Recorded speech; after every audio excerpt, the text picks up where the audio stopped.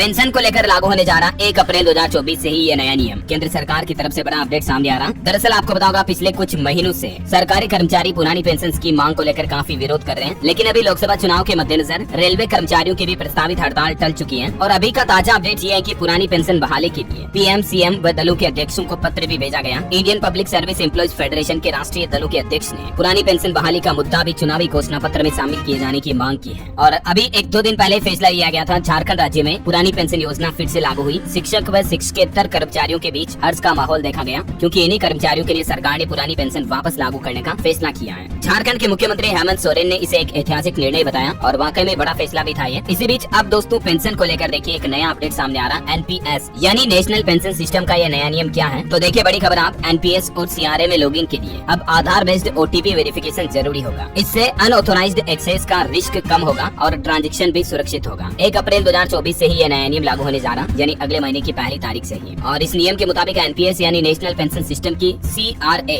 यानी central record keeping agency में login करने के लिए अब 2 फैक्टर ऑथेंटिकेशन की जरूरत होगी। जैसे हम गूगल फेसबुक पर 2 स्टेप ऑन करते हैं ना, 2 फैक्टर ऑथेंटिकेशन, ठीक ऐसे ही इस पेंशन सिस्टम में भी नए नियम के मुताबिक अब सभी यूजर्स को पासवर्ड के अलावा भी आधार ओटीपी के जरिए लॉगिन करना होगा। फिलहाल केंद्र और राज्य सरकार के नोडल ऑफिसर और उनकी ऑटोनोमस संस्थाएं केवल पासवर्ड के जरिए इसमें लॉगिन करके सभी रिकॉर्ड एक्सेस कर सकती हैं। लेकिन अब पीएफआरडीए ने इस नियम में बदलाव का ऐलान किया, यानी कि pension fund regulatory and development authority की तरफ से ये नया नियम 1 अप्रैल 2024 से ही लागू किया जा रहा है। इस नियम को लागू करने के पीछे मकसद यही है कि 2 फैक्टर ऑथेंटिकेशन से अनऑथोराइज्ड एक्सेस का रिस्क कम हो जाएगा, यानी किसी तरह का साइबर क्राइम अपराध वगैरह नहीं हो पाएगा, क्योंकि इससे केवल सीआरए सिस्टम के वेरीफाइड यूजर ही लॉगिन कर पाएंगे। और एक्स्ट्रा सिक्योरिटी लेयर से एनपीएस ट्रांजेक्शन और ज्यादा सुरक्षित हो जाएगा, है ना। और दोस्तों इससे पहले भी आपको बताऊंगा 1 फरवरी से ही पीएफआरडीए ने पेंशन निकासी के नियमों में भी बदलाव किया है। और उन नए नियमों के मुताबिक एनपीएस अकाउंट होल्डर्स को टोटल जमा राशि के 25% से ज्यादा राशि निकालने की अनुमति अब नहीं होगी। इसमें अकाउंट होल्डर और नियोक्ता यानी कि कंपनी दोनों की ही योगदान राशि शामिल होगी। एनपीएस नेशनल पेंशन सिस्टम क्या है, इसके बारे में कुछ डिटेल भी आप देख सकते हैं स्क्रीन पर। ये सरकार की एक पेंशन कम इन्वेस्टमेंट स्कीम है, जिससे सरकारी कर्मचारियों को सरकार पेंशन देती है ना, ठीक वैसे ही प्राइवेट सेक्टर के लोग बाग भी इस स्कीम के जरिए पेंशन ले सकते हैं, है ना। तो उम्मीद है दोस्तों ये एनपीएस पेंशन से जुड़े नए नियम बड़े बदलाव आपको जरूर जानने मिले होंगे। और भी आपके मन में कोई सवाल है तो कमेंट करके पूछेगा मुझे।